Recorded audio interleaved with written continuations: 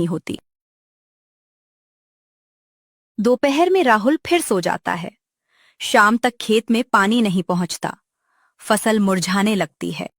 जब पिता लौटते हैं तो यह देखकर हैरान रह जाते हैं। राहुल, तुमने पानी छोड़ा था। राहुल चुप हो जाता है।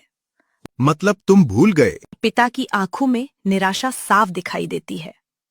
राहुल की आलस अब सिर्फ उसकी आदत नहीं रही थी, उसकी वजह से पूरे परिवार का नुकसान होने वाला था। खेत में पानी न पहुंचने की वजह से फसल का एक हिस्सा सूखने लगा था। मोहन बहुत परेशान थे। रात को अचानक उनकी तबीयत और बिगड़ गई। उन्हें तेज बुखार आ गया। अरे, ये क्या हो गया? पिताजी, आपको इतना बुखार? शायद ज्यादा मेहनत की वजह से। माँ घबराकर गांव के वैद्य को बुलाने चाहती है। राहुल पहली बार डर जाता है। कुछ देर बाद वैद्य जी आते हैं। नारी देखते हैं, दवा देते हैं। 2-3 दिन इन्हें पूरा आराम चाहिए। लेकिन खेत का काम कौन करेगा? वैद्य चुप हो जाते हैं। उनकी नजर राहुल पर जाती है। अब घर का जवान बेटा है ना। राहुल घबरा जाता है। अगली सुबह। राहुल बेटा, आज खेत तुम्हें संभालना होगा। मैं?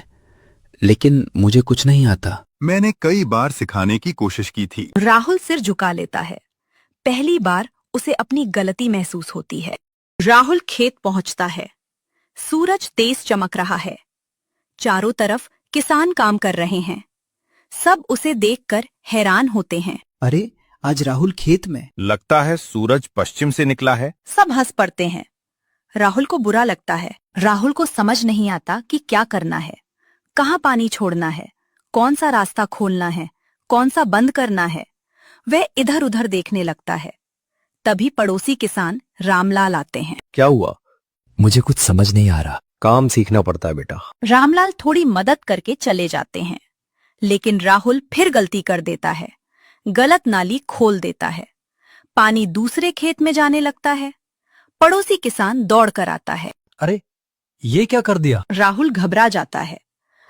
गांव में बात फैल जाती है।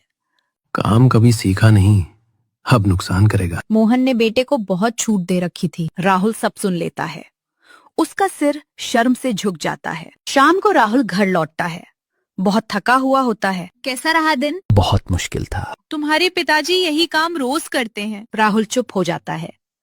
रात को राहुल अपने कमरे में बैठा होता है। उसे पिता की बातें याद आती हैं। जिम्मेदारी निभाना सीखो। आलस इंसान को पीछे छोड़ देता है। उसे याद आता है कि उसने कितनी बार सबकी बातें अनसुनी की थीं। अगले दिन सोनू उससे मिलने आता है। कैसे हो? बहुत मुश्किल है यार।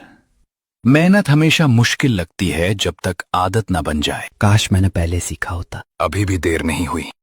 अगली सुबह। पहली बार राहुल सूरज निकलने से पहले उठता है। माँ उसे देखकर हैरान रह जाती है। राहुल, तुम इतनी जल्दी? आज मुझे खेत पर जल्दी जाना है। माँ की आंखों में खुशी आ जाती है। राहुल खेत पहुंचता है। इस बार वह ध्यान से काम सीखने की कोशिश करता है। रामलाल उसे देखकर मुस्कुराते हैं। लगता है अब समझदारी आ रही है। मुझे सीखना है चाचा। उसी समय रामलाल खेत का एक हिस्सा देखकर अचानक चिंतित हो जाते हैं। अरे नहीं, क्या हुआ? फसल में बीमारी लग गई है। राहुल के पैरों तले जमीन खिसक जाती है। अगर बीमारी फैल गई तो पूरी फसल बर्बाद हो सकती है। रामलाल चाचा की बात सुनकर राहुल घबरा गया। चाचा, अब क्या होगा? अगर जल्दी इलाज नहीं किया तो पूरी फसल खराब हो जाएगी। राहुल तुरंत घर भागता है।